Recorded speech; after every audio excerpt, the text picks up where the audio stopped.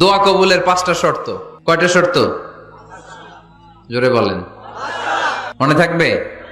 এই যারা বলেন দোয়া কবুল হয় না, দেখেন নিজেদের সাথে মিলে কিনা।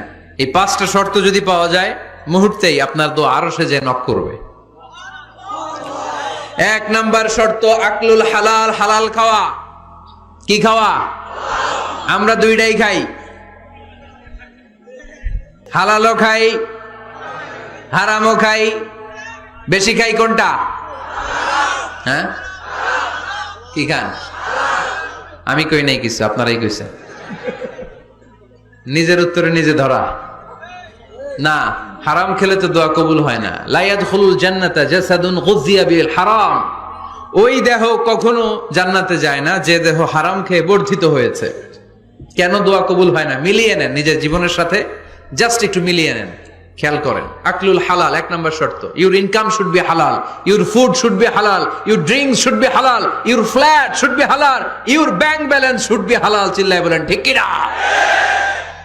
এক লোক কাবার চারপাশে শুধু দোয়া করে, ইয়া রব, ইয়া রব, ও আমার রব, তুমি আমারে মাফ করে দাও, তুমি আমারে মাফ করে দাও। এই সাহাবীর কান্নাকাটি দেখে, এই লোকের কান্নাকাটি দেখে অন্য সাহাবারা বলল, আজকের সব সওয়াব এই লোকে নিয়ে যাবে। সব সওয়াব তো আজকে উনার। এর দোয়া কবুল। আল্লাহর হাবিব বললেন, ওয়া মাতআমুহু হারাম, ও যা খায় হারাম খায়। ওয়া মাশরাবুহু হারাম, যা পান করে হারাম। মালবাসুহু হারাম, তার ড্রেস আপ এটা হারাম টাকা থেকে আসে। ফা আন্না ইউস্তাজাবু লাহু, কেমন করে আল্লাহ ওর দোয়া কবুল করবে? আল্লাহ ঠেকা পড়ছে নাকি? ইন্নাল্লাহা তাইয়্যিব লা ইয়াকবালু ইল্লা তাইয়্যিবা। আল্লাহ নিজে পবিত্র, আল্লাহ পবিত্র ছাড়া কোনো অপবিত্র জিনিস গ্রহণ করেন না। জিহাদের ময়দানে একজন সাহাবী ছিল, সর্বপ্রথম তীর মেরেছিল। নাম কে বলতে পারবে? সাআদ বিন আবি ওয়াক্কাস রাদিয়াল্লাহু তাআলা আনহু। উনি একবার আল্লাহর হাবিবকে বললেন, ইয়া রাসূলুল্লাহ, উদউ আল্লাহ আইয়াজআলানি মুস্তাজাবাদ দাওয়া। ও নবী, আপনি তো দোয়া করলে কবুল হয়, আপনি একটু আমার জন্য দোয়া করেন, আল্লাহ যেন আমারে মুস্তাজাবুদ দাওয়া বানিয়ে দেয়। কি বানিয়ে দেয়? মুস্তাজাবুদ দাওয়া মানে কি জানেন? যিনি চাইতে দেরি, কবুল হতে দেরি হয়। আল্লাহর হাবিব বললেন, ইয়া সাআদ, হে সাআদ, আতিব মাতআমাক তাকুন মুস্তাজাবুদ দাওয়া। সাআদ, তুমি যেটা খাবে এটা হালাল খেও, হালাল খেলেই তুমি মুস্তাজাবুদ দাওয়া। সুবহানাল্লাহ পড়বেন না? আকলুল হালাল শারতুন লিকবুলিদ দুআ, দোয়া কবুলের প্রথম শর্ত। হারাম খেয়ে দোয়া করলে ওই দোয়া কখনো কবুল হবে না। 2 নাম্বার শর্ত, দোয়াটা করতে হবে একজনের কাছে, তিনি কে? চাইতে হবে একজনের কাছে, তিনি কে? মসজিদে যে আল্লাহর কাছে চাইলেন, দরবারে যে বাবার কাছে চাইলেন, দোয়া কবুল কবুল হবে? চাইতে হবে একজনের কাছে, তিনি কে? অন্য কোথাও যেন আমরা না চাই। মাজারে যে যাওয়া যায় না, মাজার জিয়ারতের জন্য যাবেন, যে সালাম দিবেন, নিজের জন্য দোয়া করবেন, কবরে শুয়ে থাকা লোকটার জন্য দোয়া করবেন। ওখানে কিছু চাওয়া যাবে? চাইবেন কার কাছে? 2টা গেল শর্ত। 3 নাম্বার, ইয়াকিন থাকতে হবে যে আমার দোয়াটা কবুল হচ্ছে। যখন দোয়া করবেন আপনার এই বিশ্বাস থাকতে হবে, আমার রব আমার ফরিয়াদ শুনছে, তিনি আমার কথা শুনতে পাচ্ছে, আমি চাওয়া মাত্রই তিনি সব দিয়ে দিতে পারে, এবং আমার রব আমাকে ফিরাবে না, তিনি দিবেনই। এরকম ইয়াকিন থাকতে হবে। উদুল্লাহ ওয়া আনতুম মুকিনুনা বিল ইজাবা, এমন ভাবে দোয়া করো যে তুমি সুনিশ্চিত এই দোয়া কবুল হবেই। এই নিশ্চয়তা নিজে নিজে নিয়ে নেবেন।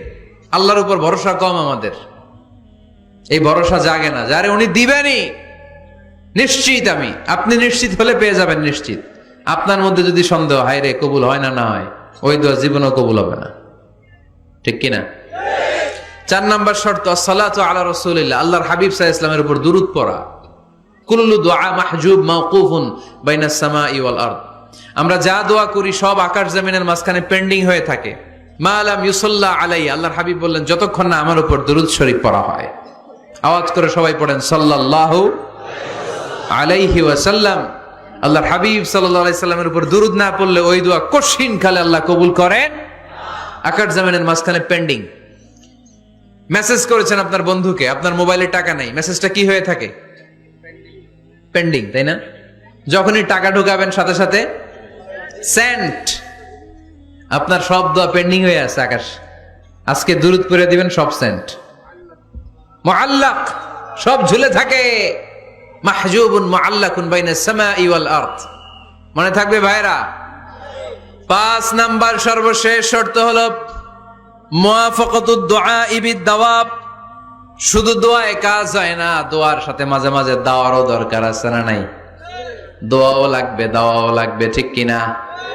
আপনার ছেলের জন্য আপনি দোয়া চাইতে আসলেন, হুজুর দোয়া করেন। অনেকে কলম নিয়ে আসে আমাদের কাছে, কলম। আমি ভাবছি আমারে গিফট করবে, পরে কয় না গিফট না, ফু দিয়ে দেন।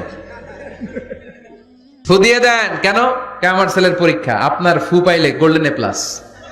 আমি কই সর্বনাশ, লেখাপড়া না করলে ডবল জিরো পাবে, দোয়ায় কাজ হবে না। আগে পড়াশোনা করতে হবে, তারপরে দোয়ায় কাজ হবে, ঠিক কিনা? দোয়াটা ভ্যালিউ অ্যাড করে, ইট অ্যাডেড দ্য ভ্যালিউ। কিন্তু আগে লাগবে লেখাপড়া, আগে লেখাপড়া। অসুস্থ হয়েছেন, খালি দোয়া চাইতেছেন। চিকিৎসা নেয়া বড় সুন্নাহ। আল্লাহর হাবিব সাল্লাল্লাহু আলাইহি ওয়াসাল্লাম অসুস্থ হলে চিকিৎসা নিতেন, সুবহানাল্লাহ পড়েন। দোয়ার সাথে দাওয়া লাগবে। এক ছেলে পীর সাহেব হুজুরের কাছে দোয়া চাইছে, হুজুর আমার সন্তান নাই, আল্লাহ যেন একটা ছেলে দেয়, দোয়া করেন। হুজুর দোয়া করছে, ছেলে হয় নাই। পরের বছর আবার দোয়া, হুজুর দোয়া করেন আল্লাহ যেন ছেলে দেয়, ছেলে হয় নাই। তৃতীয় বছর আইসা বলে, হুজুর দোয়া করেন, ছেলে হয় নাই। পীর সাহেব হুজুর মনে মনে কয়, ঘটনা কি? ওর ছেলে হয় না কেন? জিজ্ঞেস করলো, বাবা তুমি কি বিয়ে করছো? কয় না, বিয়া তো করি নাই। পীর সাহেব হুজুর বললেন, আগে বিয়েটা তো করবি, তারপরই না সন্তান। তো বিয়ের পর্বটা তো সারো, তবেই না সন্তান পাওয়া যাবে, ঠিক কিনা? দোয়ার সাথে দাওয়া লাগে।